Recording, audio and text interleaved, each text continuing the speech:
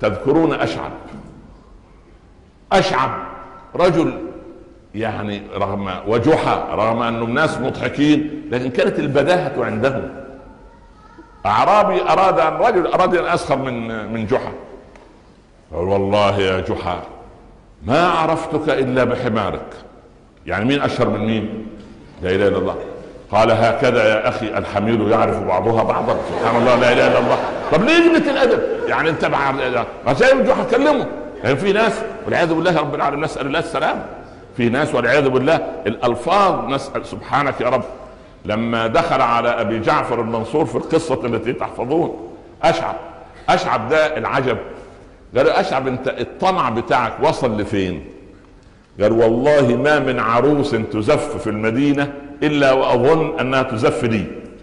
أي عروسة يقول إن شاء الله جاي عندنا بإذن الله، جاي عندكم إزاي يعني؟ وما من وليمة تولم في بيت من البيوت إلا وأيقنت أنني مدعو لها. ولما وقع سبحان الله في البئر وكل الناس اجتمعوا، هات يدك يا أشعب، هات يدك، لم يمد يده. واحد فاهم السيكولوجية النفسية بتاعته قال خذ يدي، راح ماسك يده على طول. سبحان الله، لأنه ما تعود على إيه؟ هات، وتعود على إيه؟ خذ، زي أولادنا كده. يعني أشعب ده يمثل أبنائنا، ما تعود يعطي.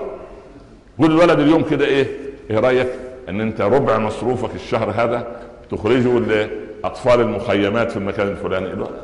يعني ايه هذا؟ ابويا غريب سبحان الله، وكذا وكذا. فاشعب في قصة تحفظون دخل على ابي جعفر المنصور. ابو جعفر ما شاء الله يا اخي كانوا حفظه،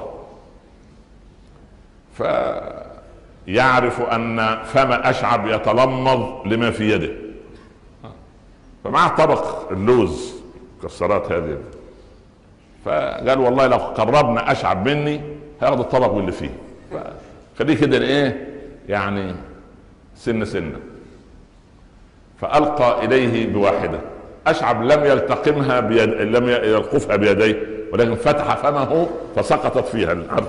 عارف السلة بتاع العيال بتاع الطوال دول اللي تغب جنبهم تجد نفسك صفر السلة. سبحان الله. فقال يا أمير المؤمنين ثاني اثنين إذ هما في الغار إذ يقول لصاحبه عيب عليك واحدة كده. فألقى إليه بالثانية، قال فعززناهما بثالث. الواحد الثالثة فين؟ راح رميله الثالثة، قال له خذ 4 من الطير فصرهن إليه. راح رميله الايه الرابعة، قال سيقولون 5 سادسهم كلبهم. راح رميله 5 والسادس، قال 7 ليال و8 أيام حسوما. 7 والثامنة، قال وكان في المدينة 9 رهط. راح رميله الايه التاسعة، قال له 3 أيام في الحج و7 إذا رجعتم تلك 10 كاملة.